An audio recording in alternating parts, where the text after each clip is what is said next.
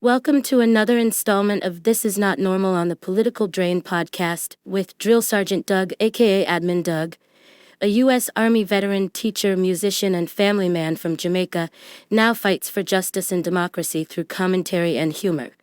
Follow him on YouTube at Political Drain and at Sons of Liberty Official as Drill Sergeant, aka Admin Doug, continues to protect our freedoms. Yesterday, in the middle of the day, Melania Trump held a conference on C-SPAN, live on TV, answering questions and defending herself against accusations that had never been brought up or questions that were never asked.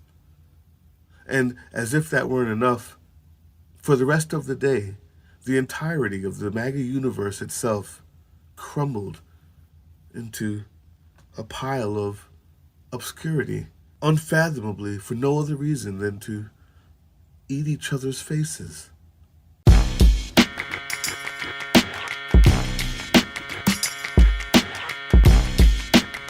I never been friends with Epstein. Donald and I were invited to the same parties as Epstein from time to time, since overlapping in social circles is common in New York City and Palm Beach. To be clear, I never had a relationship with Epstein or his accomplice, Maxwell. My email reply to Maxwell cannot be categorized as anything more than casual correspondence. My polite reply to her email doesn't amount to anything more than a trivial note. I am not Epstein's victim. Epstein did not introduce me to Donald Trump. I met my husband by chance at a New York City party in 1998. This initial encounter with my husband is documented in detail in my book, Melania. The first time I crossed paths with Epstein was in the year 2000 at an event Donald and I attended together. At the time, I had never met Epstein and had no knowledge of his criminal undertakings. Numerous fake images and statements about Epstein and me have been circulating on social media for years now. Be cautious about what you believe. These images and stories are completely false. I'm not a witness or a named witness in connection with any of Epstein's crimes. My name has never appeared in court documents, depositions, victim statements, or FBI in interviews surrounding the Epstein matter. I have never had any knowledge of Epstein abuse of his victims. These images and stories are completely false.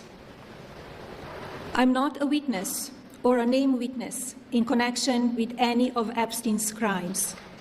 My name has never appeared in court documents, depositions, victim statements, or FBI in interviews surrounding the Epstein matter. I have never had any knowledge of Epstein abuse of his victims. I was never involved in any capacity.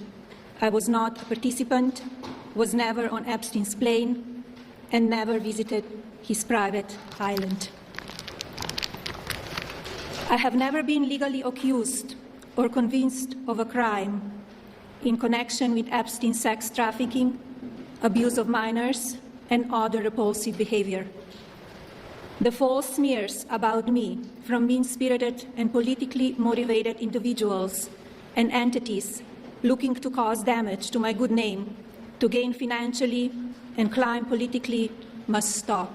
So that was, first of all, weird. And second of all, it seems that Melania may be front-running some story that may be coming out regarding some connection with Jeffrey Epstein, because otherwise, I cannot imagine why she would hold a press conference to discuss a topic that, frankly, was not even in the news.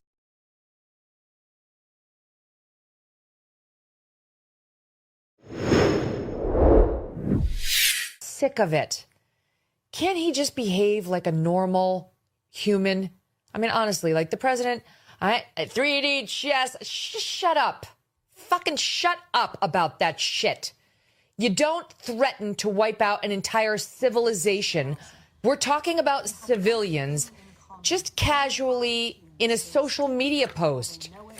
You know, like I am the first to try to understand Trump and his strategy and to not freak out over his weird social media posts and language that is loose and incendiary. Truly, I've lived with it for 10 plus years.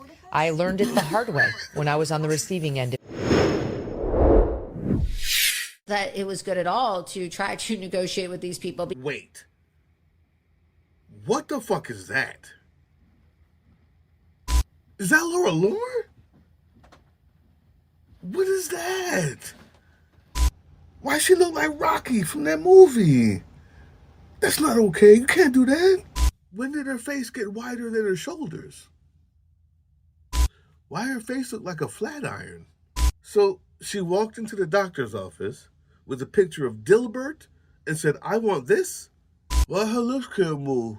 They are equals to our negotiators here in the United States, and I think that that is a grave mistake. Her lips don't move.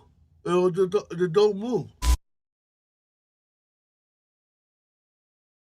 I think that it is a grave mistake to make these terror leaders, these terrorist leaders, these IRGC leaders who are now in charge of Iran, to let them think that they are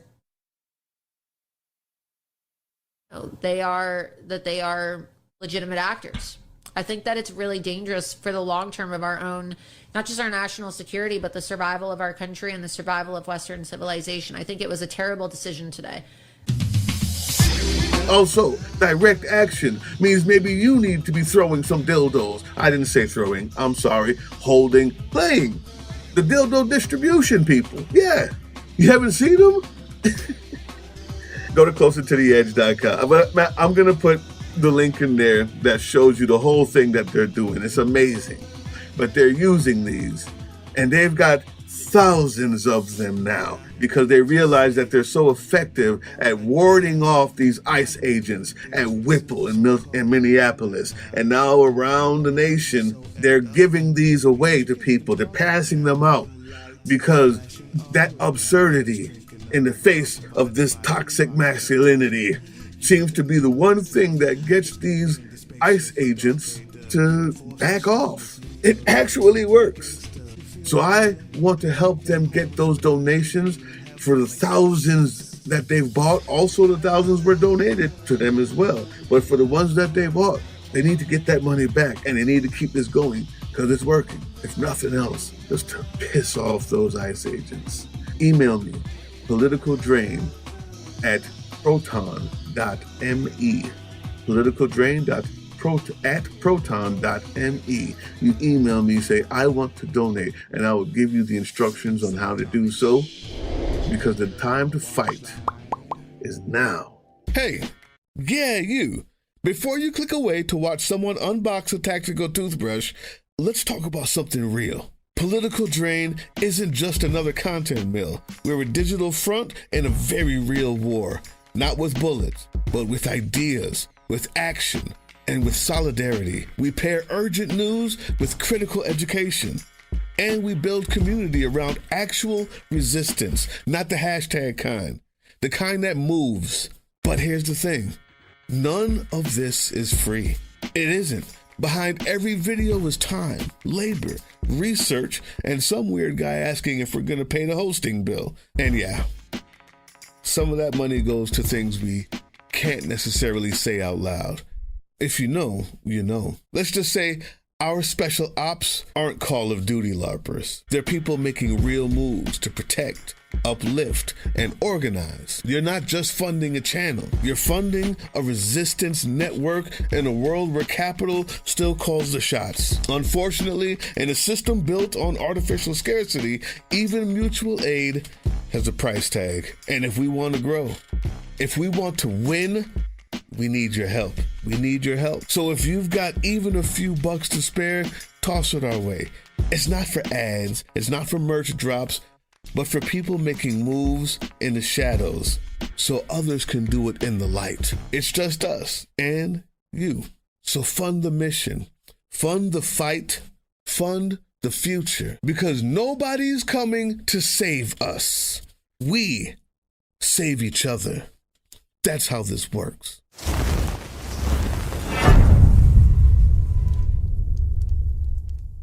That was the Political Drain podcast, which can be heard on www.groovechillradio.com/political-drain and can be viewed on the Political Drain YouTube channel anytime. Once again, thank you for listening to Groove Chill as we resist fascism in any form, pursue democracy, peace, and love.